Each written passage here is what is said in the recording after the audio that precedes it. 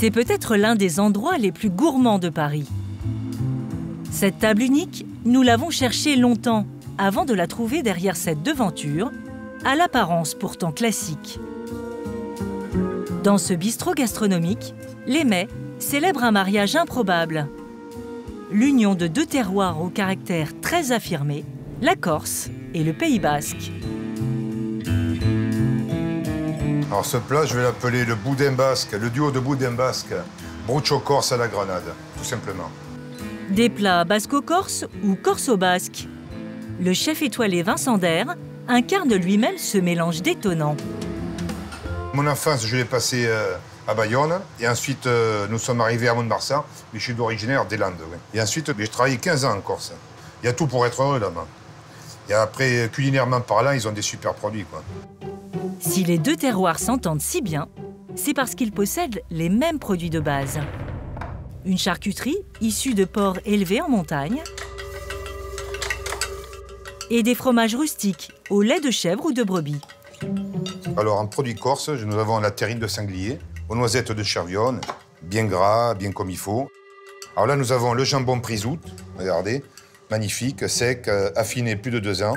Nous avons du figadello, une saucisse de foie de cochon. Nous avons aussi des fromages, brucho, frais, et un fromage affiné. C'est la montagne, c'est le côté rustique. Il y a quand même une finesse dans ces produits. Ils font ça avec plaisir, avec goût, avec passion. Et ensuite, nous avons le Pays Basque, hein. Du jambon, regardez comme il est beau. Le fromage Osso Irati, au village de Laro. Et c'est niché au cœur de la forêt d'Irati, c'est magnifique. Parce qu'il est fier. Ce sont des gens qui aiment leur pays, qui aiment leurs brebis, qui font les produits, qui aiment les vendre parce qu'ils sont beaux, ils sont bons. La Corse versus le Pays Basque. Entre ces deux terroirs, lequel a sa préférence? Le chef nous donne une réponse de Normand. Alors, pour moi, les meilleurs produits, et je vais vous dire franchement, je pense que les deux sont bons. Les deux sont bons. Maintenant, je vais faire goûter aux clients et je vais avoir le verdict de ces clients. Le match est ouvert. Voilà. Ce sont deux terres de montagne, de troupeaux et de bergers.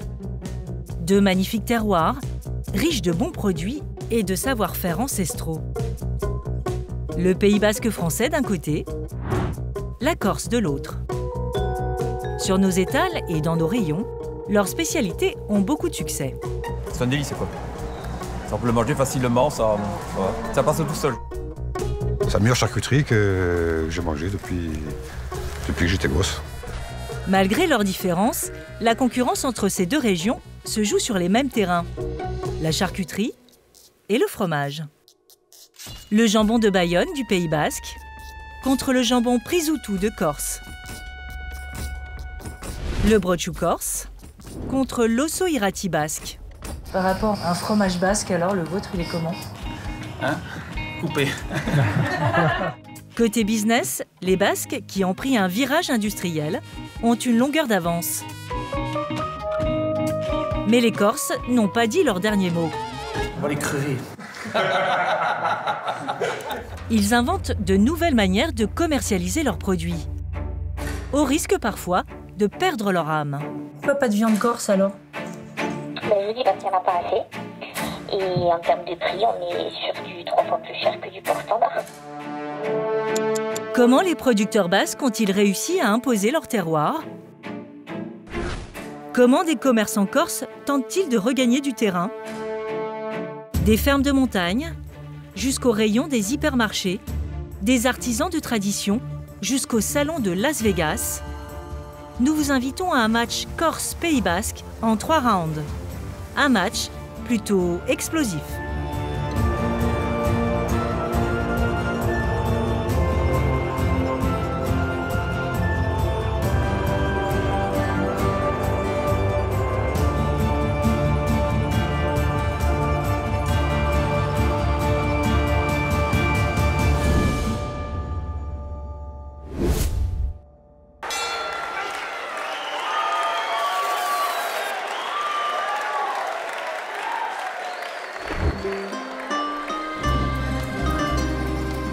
Pour ouvrir ce premier round, nous nous envolons pour l'île de Beauté.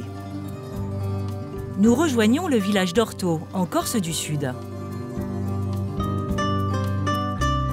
Cette magnifique forêt de chênes, perchée à 1200 mètres d'altitude, est le terrain de jeu idéal pour ces cochons montagnards qui arborent fièrement les couleurs du drapeau corse.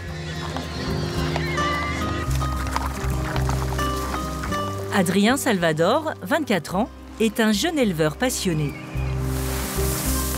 Il veille sur une centaine de porcs Noustral, une race locale élevée depuis des siècles par les bergers corses. C'est une race rustique, assez ancienne, et on est une certaine minorité d'éleveurs à essayer de la remettre en place. C'est un porc généralement noir-gris.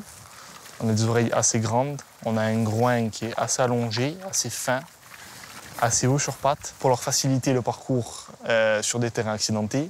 Et d'alimentation à base de glands et de châtaignes. Ils trouvent des petites fèves, des petits champignons. On est vraiment sur un porc qui est en quasi-liberté. Nous sommes au mois de décembre, en pleine période de fabrication du jambon traditionnel. Un savoir-faire protégé par une appellation d'origine depuis 2012. L'atelier d'Adrien est installé au pied d'Orto, un petit village très isolé. Le jeune éleveur s'est associé avec son grand frère Sébastien, 36 ans, qui s'occupe de la salaison.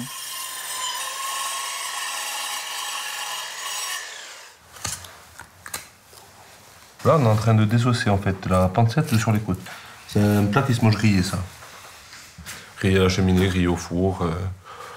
Après, il y en a qui le font en ragoût. En Corse, seulement 160 éleveurs fabriquent de la charcuterie en appellation d'origine protégée. Pancetta, mais aussi le lonzo, la longe de porc séché. Les frères Salvador misent surtout sur le prisoutou, le jambon sec corse. J'aimerais faire du jambon, un produit un peu d'exception et un peu spécifique en fait à notre façon d'élever, à notre façon de travailler. Il a un goût particulier, un gras particulier, c'est-à-dire un peu de noisettes, un peu de châtaigne. Quand on le coupe, on trouve ces petits cristaux à l'intérieur. C'est vraiment ce goût de terroir en fait.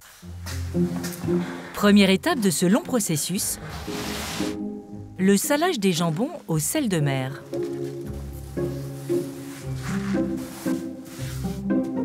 Les prisoutou doivent rester une vingtaine de jours, enfouis sous le sel. Puis, ils sont lavés avant de rejoindre le séchoir. Dans cette région de Corse, traditionnellement, la charcuterie est fumée. Pour obtenir une saveur authentique, Sébastien utilise du bois de châtaignier glané dans la forêt. Dans cette cave, le fumage des jambons va durer 1 semaine et le séchage 24 mois. Pour faire un jambon corse authentique, en gros, il faut compter 4 ans. En gros, on a 2 ans d'élevage et 2 ans en affinage. Pour faire un jambon, on va dire un peu haut de gamme, c'est pour ça que ça prend un certain temps et ça coûte une certaine somme aussi. C'est-à-dire que c'est un jambon, on va dire, d'une dizaine de kilos. Il faut compter à peu près dans les 500 à 600 euros en fait. Soit 60 € le kilo. Mais même à ce prix-là, Sébastien vend toute sa production à une clientèle locale. Les 200 jambons fabriqués cette année sont déjà réservés. Ah, t'es pas trop froid, ça conserve. Heureusement, il lui reste d'autres pièces de charcuterie T'as pas trop faim? qu'il doit livrer au village, chez un voisin. T'inquiète. Il y a tout ce que tu commandé ou pas? Cope, longe, j'ai gâté les tripettes. T'es content? Oui. Ah bah alors. Doumé est un habitué et un fin connaisseur. Et ça, c'est la coupe. On va se régaler. C'est des produits que j'ai mangés quand j'étais petit, en fait. Et tu retrouves le même goût que quand on était enfant, tu vois. Et après, bon, c'est artisanal. Les cochons, ils sont dans les châtaigneraies, ils mangent des glands. Enfin, c'est une producteur du village et c'est produit nickel, quoi. C'est un goût que tu trouveras nulle part ailleurs. C'est la meilleure charcuterie que j'ai mangée depuis que j'étais gosse. Et tu en as encore un peu si on veut commander ou... Ouais. Oh, non, tant mieux. La charcuterie corse fermière, vendue en moyenne 50 € le kilo, est chère. Mais pour les amateurs, elle est incomparable. Alors par rapport au jambon de Bayonne, est-ce que le jambon de Sébastien est meilleur ou pas? 100 fois meilleur, il n'y a pas photo. Je veux dire, là, il y a un goût de noisette, tu manges un morceau, tu as envie d'en manger un autre. Voilà. C'est comme le chocolat. Voilà. Et le jambon de Bayonne? Tu en manges un bout, mais tu manges plus. Doumé serait-il un peu chauvin? Moi, j'arrête de dire des conneries. Pour avoir d'autres avis, nous quittons cette île de la Méditerranée baignée de soleil. Pour rejoindre, à 1000 km de là, le sud-ouest de la France, direction le Pays Basque. Et son climat océanique. Nous sommes à Bayonne, la capitale du Pays Basque. Une ville fortifiée, mais aussi une cité portuaire située au confluent de la Dour et de la Nive. Au XVe siècle, le commerce maritime y était florissant, grâce au fameux jambon auquel la ville a donné son nom. Allez, venez par ici. Allez. Nous entrons dans la boutique d'épicerie fine de Christian Montosé, un célèbre artisan charcutier de la région. Et voilà. Merci beaucoup. Merci à vous. Un savoir-faire familial. Au revoir, madame. À bientôt. Christian a repris la petite charcuterie créée par son père dans les années 60. Et bien là, c'est mon papa. C'est mon papa qui est en photo, voilà, au milieu d'un séchoir à jambon. Hein, où on a affiné les jambons donc, il y a quelques années. Donc voilà, il est là. Et je l'ai mis dans un coin du magasin, comme ça, il regarde si on travaille toujours bien, comme c'est un amoureux du travail bien fait. Christian dirige 5 boutiques comme celle-ci, toutes dans le sud-ouest.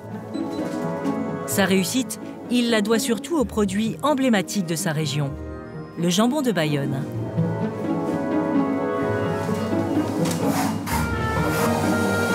Déjà ici, au Pays Basque, on en mange beaucoup.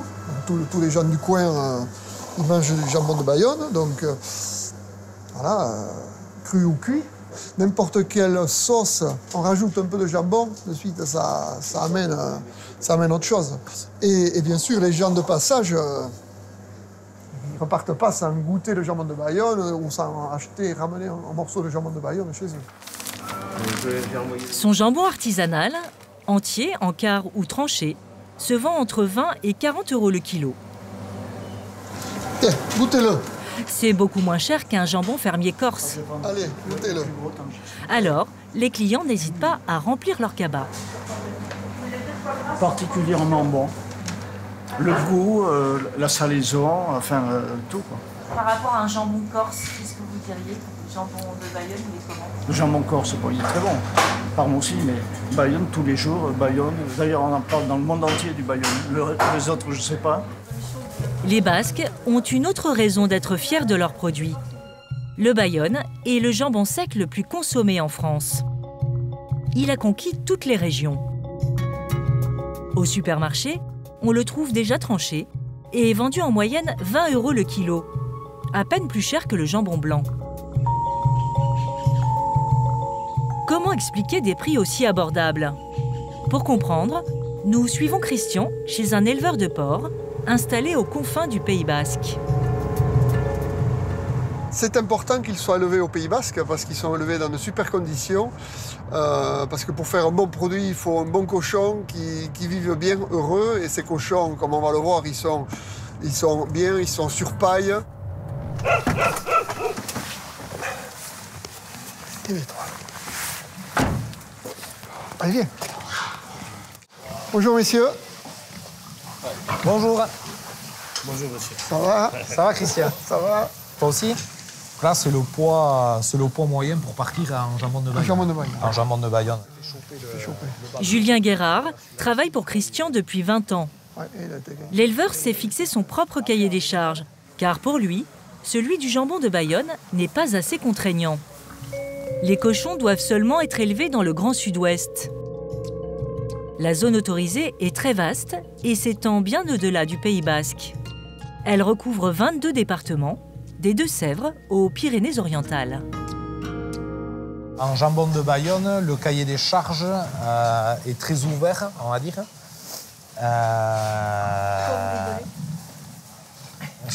Après, vous ne direz pas tout dans le truc. Hein, voilà.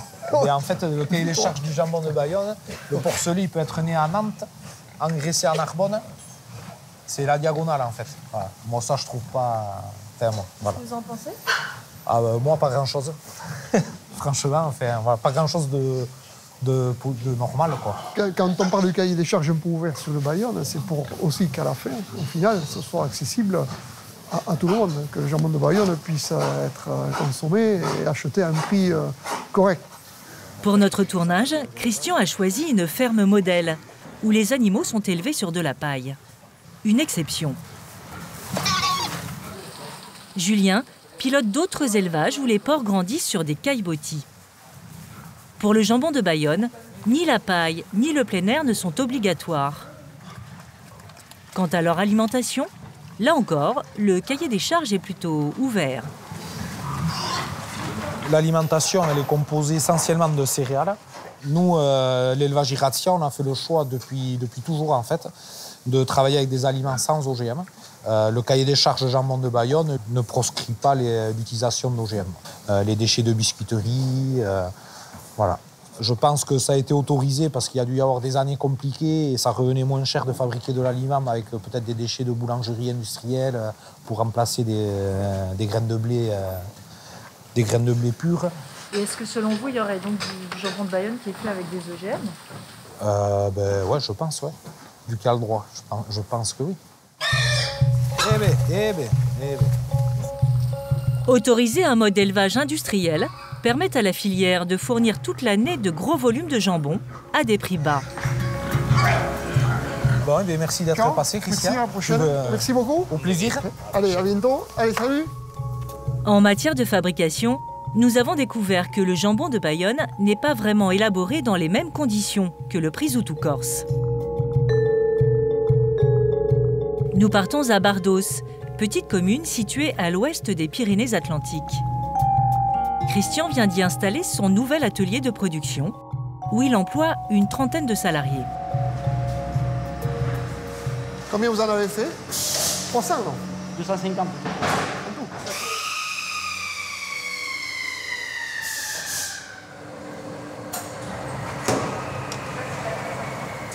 Alors cette croix, c'est la croix basque qui est le signe officiel du jambon de Bayonne IGP. Pour répondre à une forte demande, l'artisan charcutier a dû passer en mode semi-industriel. Sur l'ancien site, on faisait environ 150 jambons. Là, on fait le double, 350 jambons par semaine. On a une marge de progression, mais on a beaucoup de demandes sur notre jambon de Bayonne, voilà, alors, qui est affiné 12 mois. On compte l'affiner un petit peu plus, qui est très peu salé. Ouais, ça marche bien, ça marche bien, ça marche bien. Voilà. Pour respecter la tradition, les jambons de Bayonne doivent être salés exclusivement avec du sel de Salis de Béarn, un produit naturel issu d'une source locale. Bon, alors nous, bien sûr, on rajoute quelques petits ingrédients de famille historiques de mon grand-père. Bon, voilà, on a notre petite recette à nous. Eh bien, il y a un peu d'ail, un peu de poivre. Voilà. Je ne vais pas tout vous dire, mais c'est le petit plus. D'autres ingrédients, beaucoup moins naturels, sont présents dans ce mélange. Contrairement au jambon corse AOP, dans le cahier des charges du jambon de Bayonne, la présence d'additifs et de conservateurs n'est pas interdite. Est-ce que vous utilisez des nitrates? Alors, c'est une très bonne question. Merci de me l'avoir posée. Oui, on en utilise. Alors, pas beaucoup. On utilise un peu de salpêtre sur les jambons de Bayonne. C'est du nitrate de potassium. Une question délicate, car les nitrites et les nitrates sont pointés du doigt. Une étude de l'Agence de santé européenne démontre qu'à une dose élevée, ils peuvent entraîner des cancers du côlon, ou une hyperactivité chez les enfants. Les nitrites, y compris sous forme d'additifs alimentaires, contribuent à la formation d'un groupe de composés appelés nitrosamines, dont certains sont cancérigènes. Il est recommandé de ne pas consommer plus de 150 grammes de charcuterie par personne et par semaine pour éviter d'être exposé à ces conservateurs. Et comment vous expliquez que dans le cahier des charges de l'IGP, on puisse utiliser les nitrites et les... C'est une sécurité par rapport aux bactéries, par rapport à la conservation, et donc c'est très important aussi. Donc on ne peut pas arrêter ça du jour au lendemain. Voilà, on en met très peu, mais ça va arriver assez rapidement qu'il n'y en ait plus du tout. Les fabricants n'ont pas le choix. Une loi les oblige à réduire les doses de nitrite d'ici 2025. Entre les artisans et les industriels, l'ensemble de la filière produit près d'1 million de jambons par an. C'est 10 fois plus que le Prisoutou corse. La clé de la réussite, c'est la communication. Le consortium du jambon de Bayonne investit régulièrement dans de grandes campagnes promotionnelles, parfois un peu décalées. Bayonne-moi. Jambon de Bayonne? Bayonne-moi. Un modèle pour les autres régions, comme sa rivale, la Corse.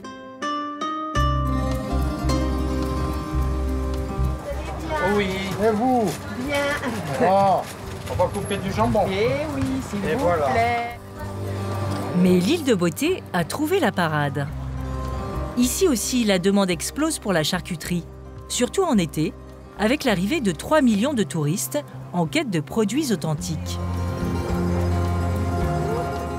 Sur les marchés et dans les supermarchés locaux, on peut trouver de nombreux jambons Prisoutou, un large choix de copa, lonzo et saucissons, tous estampillés corse.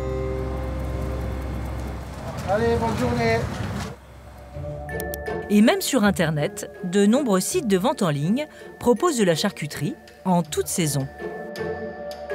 Mais si l'élevage de porc noustral est si restreint, alors d'où viennent tous ces produits vendus comme corse? Pour mieux comprendre, nous passons une commande. Quelques jours plus tard, nous recevons notre colis. Tous les produits sont bien là et leur aspect est conforme aux photos. Nous regardons de plus près les étiquettes et c'est là que ça se corse. Le lonzo est d'origine France et le jambon d'origine UE, c'est-à-dire Union européenne. Étrange pour de la charcuterie de l'île de Beauté. Pour percer le mystère, nous prenons rendez-vous avec la responsable du site internet, installée dans un entrepôt de la banlieue de Bastia. Christelle dispose d'un grand stock de produits. Donc dans la chambre froide, nous avons les lonzes. Son best-seller, c'est évidemment la charcuterie corse. Dans la chambre froide, nous retrouvons les produits que nous avions commandés. Et quand nous l'interrogeons sur ses fournisseurs, surprise. Il y a production fermière et production moins fermière, plus industrielle. La demande oblige, hein. Voilà. En fait, les porcs viennent de France et ils sont transformés ici. Voilà. C'est une production corse, mais pas avec des matières premières corse, 100% corse. C'est matériellement impossible. Sinon, alors, la Corse serait recouverte de porc. La demande est trop forte et la production vraiment 100% corse avec des porcs corses est plus petite que la demande, en fait. Elle est moindre. Hein. Donc voilà. C'est marqué sur les étiquettes, hein. On ne ment pas aux consommateurs. Et vous pensez que les porcs qui sont là, ils mangent des châtaignes et des glands Ça, je ne peux pas vous dire. Ça, il faut demander, ça, faut demander au charcutier directement. Quant à cette planche de charcuterie, là non plus, pas de porc noustral. On a vu aussi qu'il y avait de la charcuterie des fois qui venait de l'Union européenne. En général, c'est Italie aussi. Hein. Il y a beaucoup Italie, ouais, de ce que je sais. Hein. Après, je ne sais pas, peut-être des pays de l'Est aussi, certaines charcuteries peut-être font venir des pays de l'Est. Je ne suis pas au courant de quelle charcuterie. Il faut leur demander directement à eux. Voilà. Mais ils doivent vous dire quand même, non, j'imagine qu'ils leur poser la question. C'est compliqué de savoir. Ouais, c'est compliqué. Ouais, c'est compliqué. En effet, sur ce sujet, nous allons vite découvrir que c'est l'omerta. Nous contactons par mail le consortium qui réunit les plus gros fabricants de charcuterie en Corse pour demander une autorisation de tournage. Et voici sa réponse. Pour le moment, le consortium ne souhaite pas participer au reportage télévisuel. Quelques jours plus tard, nous appelons un responsable de l'entreprise en nous faisant passer pour un consommateur un peu tatillon. C'est notre charcuterie, on la fabrique dans nos ateliers, avec nos recettes, etc. D'accord. Selon les méthodes traditionnelles corses, Voilà, c'est ça? Oui, ça, par contre, c'est pareil, oui. D'accord. Tout est fait à la main, c'est salé à la main, c'est ficelé à la main. Et j'ai vu que le jambon était d'origine Union européenne. Ça vient de quel pays exactement? Ça peut venir de France, comme ça peut venir d'Italie ou d'Espagne. Je dirais façonné, et ensuite on l'affine chez nous. C'est des fournisseurs à l'étranger ou en France? C'est ça que je comprends. En France, mais qui ne peuvent pas nous garantir sur ce produit-là du 100% origine France. Et le saucisson origine France, ça veut dire quoi? Ça vient de quelle région? Au sud-ouest. Du sud-ouest, d'accord. Vers la Cône. La Cône. Nos abattoirs sont à la Cône, ceux chez qui on se sert en tout cas. Pourquoi pas de viande corse alors? C'est une viande qui est très grasse, même sur le Lanzo il y a du gras. Et en termes de prix, on est sur du 3 fois plus cher que du porc standard. Merci madame. Voilà, allez, bonne journée, au revoir. Nous tenons enfin une piste. Ces produits vendus en moyenne 35 € le kilo seraient fabriqués avec des porcs à bas prix.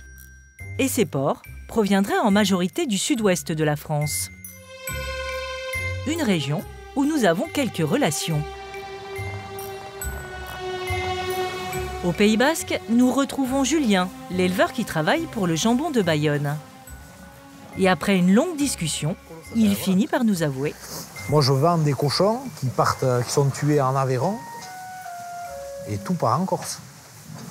Enfin, j'en vends plus là parce que j'en ai pas de trop, mais quand j'en ai de trop, voilà, ça arrive. Mais après, des tricheurs, il y en a partout. Il y en a partout dans tous les domaines, quoi. Voilà. Et au Pays Basque, il y a des tricheurs aussi ou pas? Je sais pas. J'en connais pas. Voilà. Ironie du sort, la charcuterie corse industrielle serait donc en partie fabriquée avec des porcs du Pays Basque. En clair, avant d'atterrir dans notre assiette, cette charcuterie corse parcourt des milliers de kilomètres. Les porcs sont élevés en Espagne ou en Italie ou dans le sud-ouest de la France, puis sont transportés dans l'Aveyron pour être abattus. Ensuite, les carcasses sont envoyées en Corse et sont découpées, salées et fumées. Enfin, une fois conditionnés, les jambons repartent sur le continent pour être revendus dans toute la France. De quoi en perdre son latin? Pour les fermiers qui fabriquent de la charcuterie 100% corse, en tout cas, c'est un scandale.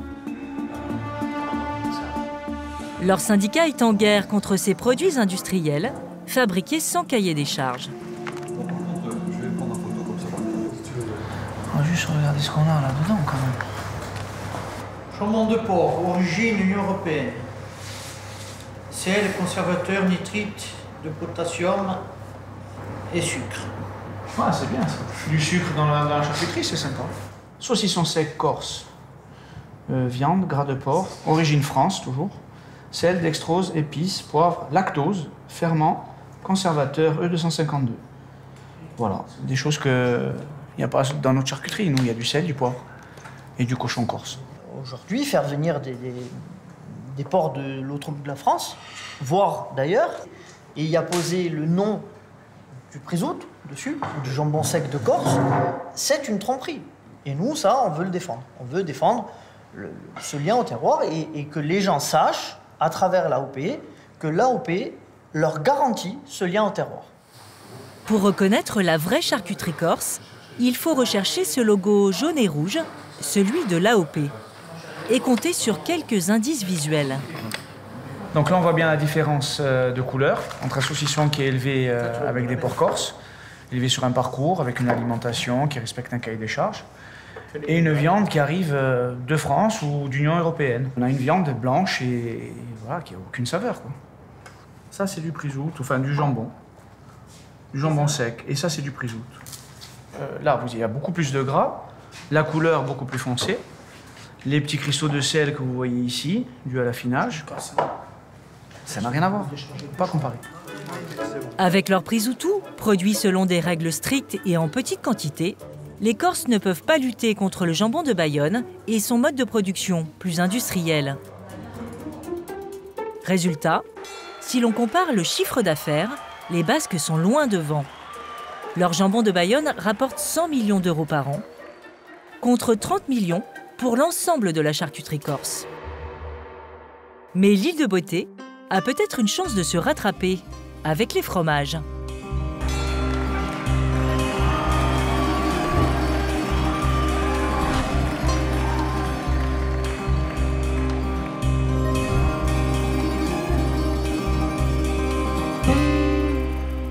Pour ce deuxième round, le match se poursuit au Pays Basque, la patrie des brebis.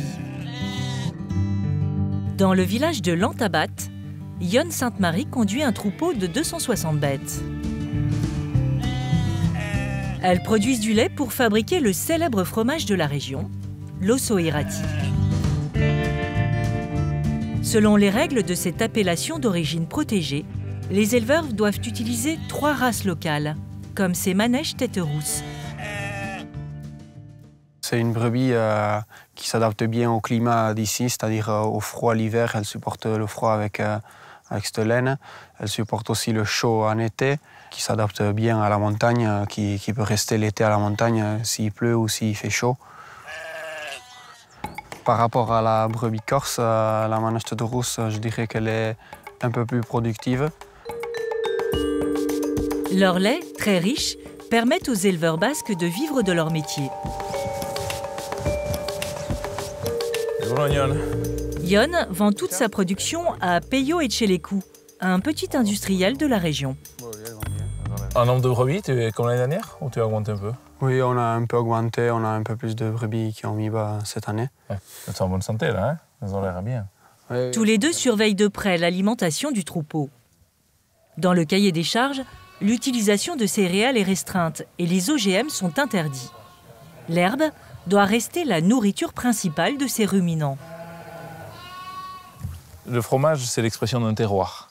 Et le lien au terroir, il se fait à travers l'animal. Il se fait à travers ce qu'elle broute tous les jours.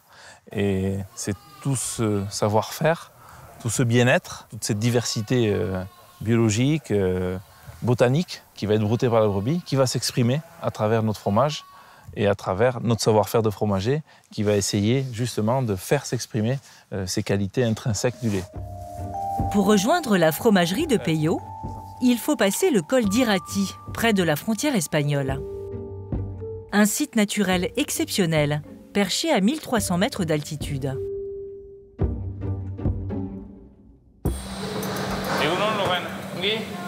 Ici, Peyo emploie 10 salariés. Tous les matins, il transforme le lait de brebis récolté chez une trentaine de bergers. Ça, c'est ce qu'on peut appeler l'or blanc du Pays Basque. Du lait de brebis, magnifique. L'expression d'un terroir et de beaucoup de savoir-faire qu'on va essayer de sublimer maintenant en le transformant en un bon fromage. Étonnamment, dans le cahier des charges de l'osso irati, l'utilisation de lait pasteurisé est autorisée. Résultat, seuls 15% des fromages sont élaborés avec du lait cru. Dans cette fromagerie, le cahier est rassemblé à la main avant d'être moulé. Lorsque le fromage est fait à la ferme chez un berger, avant de mouler le fromage, il commence à rassembler les morceaux de cahier et à les ressouder les uns entre les autres. C'est exactement l'étape qu'on reproduit ici.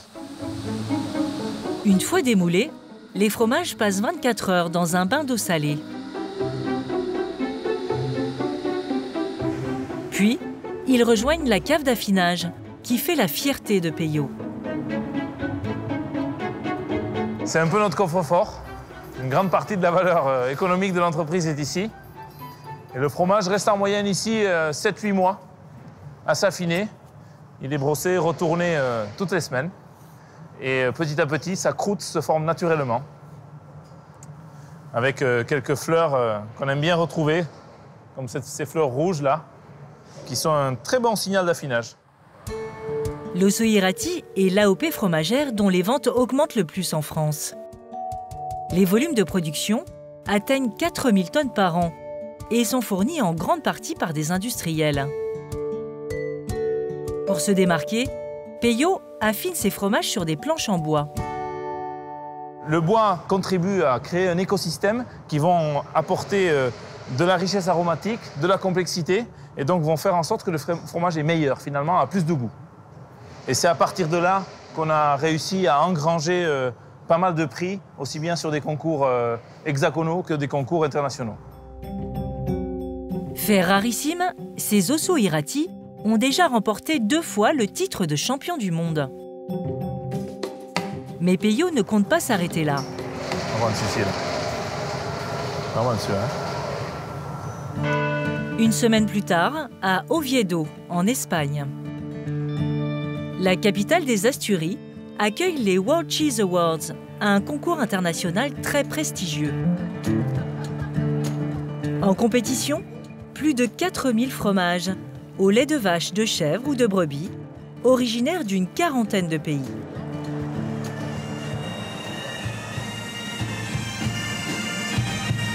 En grande pompe, 230 juges venus du monde entier font leur entrée.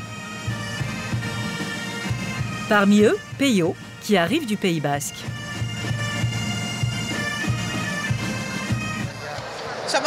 Nous sommes 3 juges à cette table. On va pouvoir commencer.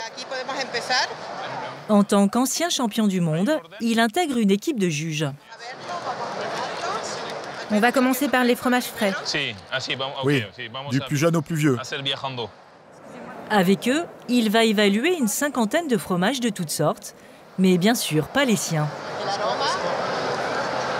Tu as un très bon lait et beurre dans le fond, mais ça tourne mal, ça tourne pas correctement.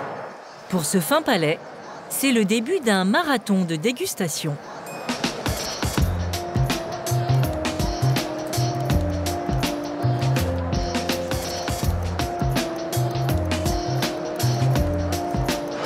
Moi, je suis dur pour les croûtes qui ne sont pas naturelles, parce que là, ils trichent. Mais bon. 3 heures plus tard, Peyo et ses collègues sont toujours en plein débat. Je préfère celui-ci à celui-ci, à choisir, en super grog. Mais bon, je me range à la majorité. Ce qu'il ne sait pas, c'est qu'à l'autre bout du salon, son Osso Irati a déjà séduit d'autres jurés. Moi, j'ai trouvé un fromage très équilibré. Très soigné, une texture très agréable et onctueuse.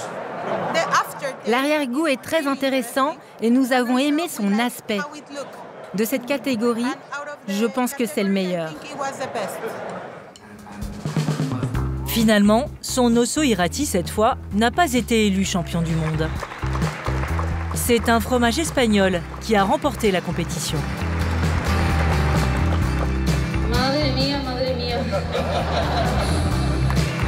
Mais Peyo repart tout de même avec 8 médailles, dont 2 d'or. Une belle distinction pour le fromager basque. C'est très important de représenter le Pays Basque. On reste un petit territoire avec un petit peuple, l'un des plus vieux d'Europe, mais petit par sa taille. Et c'est important de contribuer à une certaine forme d'image d'excellence de ce territoire. Mais au fait, et les Corses dans tout ça? Ils ont présenté une tonne de brebis au jury, mais ils n'ont pas remporté de médaille. Pourtant, ils disposaient d'un bel atout, leur fromage national, le brooch. Loin des concours internationaux, nous retrouvons la sérénité des montagnes de l'île de Beauté. Nous sommes dans les environs de Corté, au mois de décembre. C'est la période de fabrication du brooch, le fromage des bergers corses.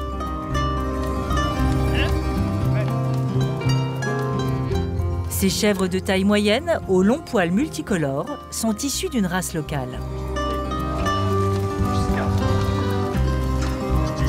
Après une journée à explorer le maquis, elle rentre à la bergerie.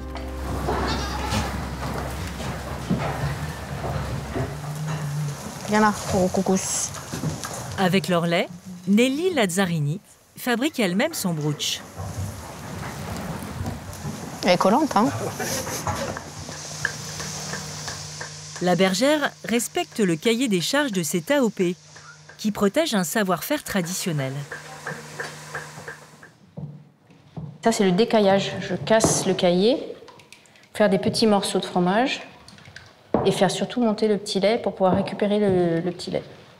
Le brooch est à base de lactosérum, qu'on appelle aussi le petit lait. Ce liquide sans matière grasse est le résidu de la fabrication d'un autre fromage. Nelly ajoute à ce petit lait une poignée de sel, puis 20% de lait cru, pour lui donner une texture onctueuse. Donc encore, ça s'appelle le porridge, que je rajoute au petit lait. Voilà, là on attend maintenant patiemment, on remue plus.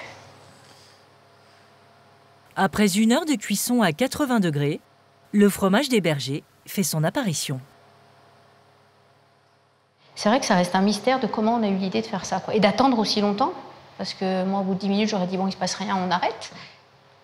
Le brooch, moi je dirais presque que c'est comme si c'était pas un fromage en fait. Comme il n'y a pas de présure et qu'on le manipule pas, c'est tellement doux, onctueux et particulier.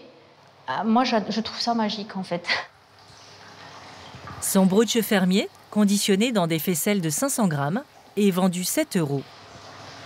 Le brooch est un mec qui se cuisine très facilement, en sucré ou en salé. C'est sa texture qui est tellement particulière, c'est tellement fondant qu'en fait dans n'importe quel mets, des gens qui n'aiment pas le fromage peuvent aimer le brooch. Cette spécialité est fabriquée exclusivement en hiver et la production est restreinte, seulement 360 tonnes par an. Pourtant, en été, on peut trouver un autre produit, vendu comme du brooch, au nom presque identique, la brousse. Nous demandons à Nelly de quoi il s'agit. Alors la brousse, c'est un produit qui n'est pas AOP, qui est hors période de production de l'AOP, qui n'est pas fait avec du lait corse, puisque le brooch, dans le cahier des charges AOP, est fait exclusivement avec du lait de brebis ou de chèvre de race corse. Tout ce qui n'est pas fait avec le lait corse ou qui n'est pas en race corse va être sous dénomination brousse. Origine UE, donc on ne sait pas l'origine. Enfin, on sait que ça vient de l'Union européenne, mais on ne sait pas de quel pays ça vient. Moi, je pense qu'on ne peut pas comparer les deux produits, quoi, hein. Après, pour un consommateur, s'il recherche du brooch et qu'en tapant sur Internet, il se retrouve avec de la brousse, pas avec du lait corse, je trouve quand même que c'est un peu exagéré. Mais alors, qui fabrique de la brousse avec du lait importé? Comment est-elle élaborée?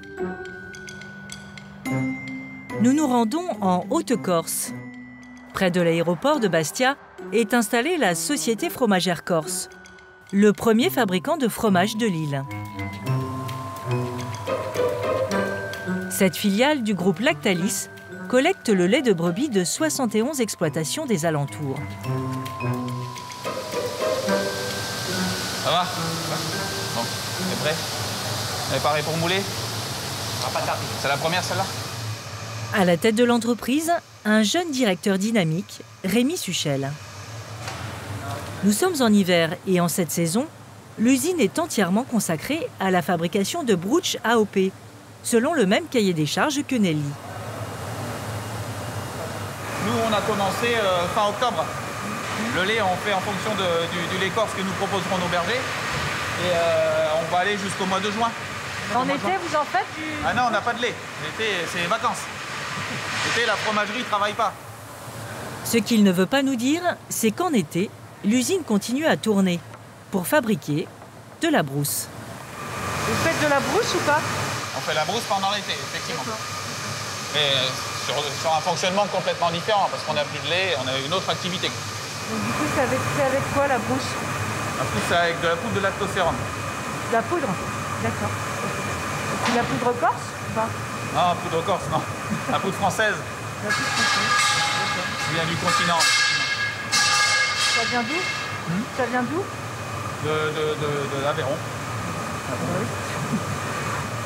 On va pas tarder à arrêter la cuisson. Notre discussion s'arrête vite, elle aussi. Le sujet est sensible, car le lait en poudre importé du continent vaut 5 fois moins que le lait de brebis corse, l'un des plus chers du marché. Pourtant, sur Internet, certains revendeurs n'hésitent pas à proposer son produit entre 8 et 13 € les 500 grammes. C'est plus cher que le brooch fermier de Nelly. Moi, j'interpelle beaucoup le consommateur. Nous, producteurs, on sait ce qu'on produit, mais vous, consommateurs, est-ce que vous savez ce que vous mangez? Moi, c'est ça qui fait la qualité de mon lait cru. C'est le maquis que vous voyez derrière, qu'elles vont pâturer toute l'année, qu'elles montent en transhumance l'été. J'ai peut-être moins de lait, mais en tout cas, je sais quel lait je produis. Mais sur l'île, le nombre d'éleveurs ne cesse de baisser et le lait corse est une denrée rare. Contrairement au Pays Basque, où de jeunes producteurs s'installent et où les volumes de lait augmentent. L'Osso Irati se porte mieux, avec un chiffre d'affaires de 60 millions d'euros par an, alors que le brooch, brousse incluse, affiche près de 10 millions seulement.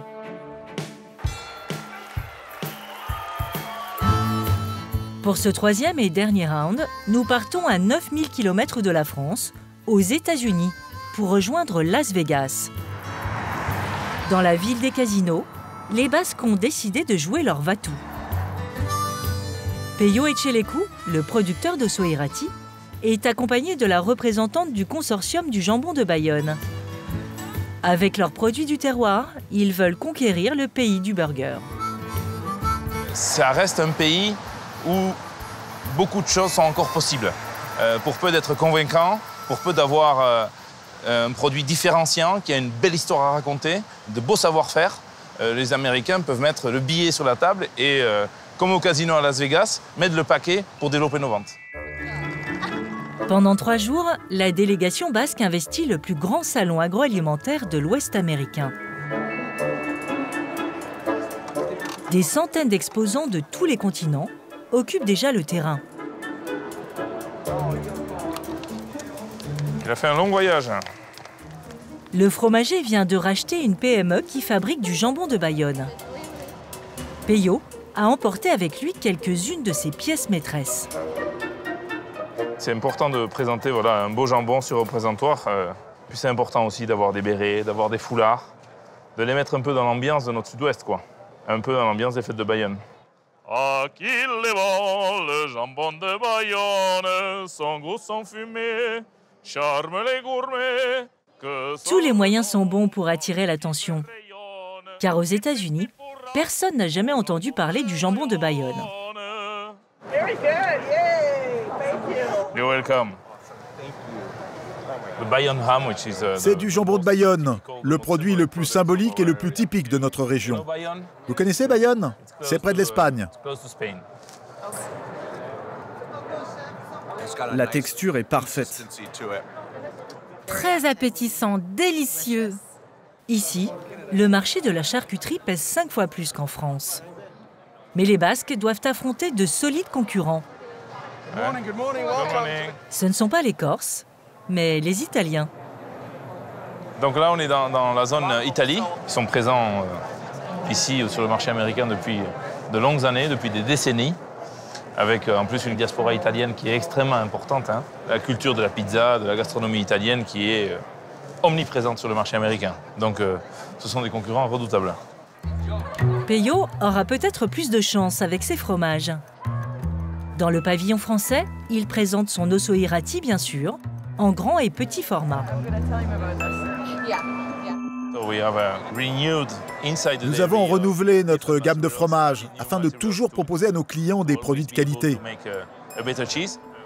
Il a réussi à décrocher un rendez-vous avec une cliente renommée qui distribue des fromages haut de gamme sur le marché américain.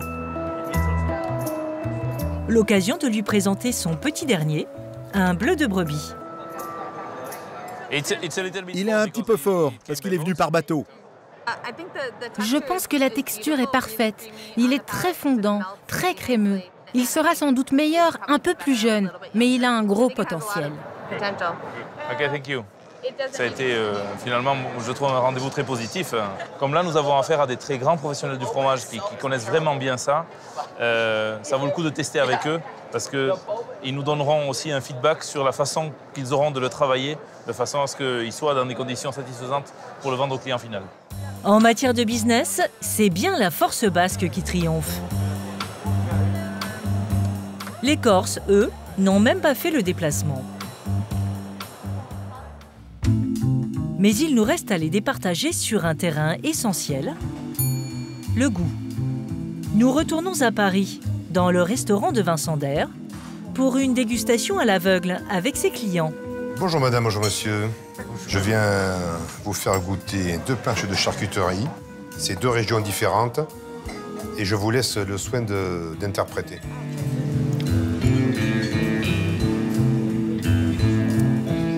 Avec le saucisson. Au bout de quelques minutes, les gourmets finissent par deviner. J'ai l'impression qu'on est un peu en Corse, là.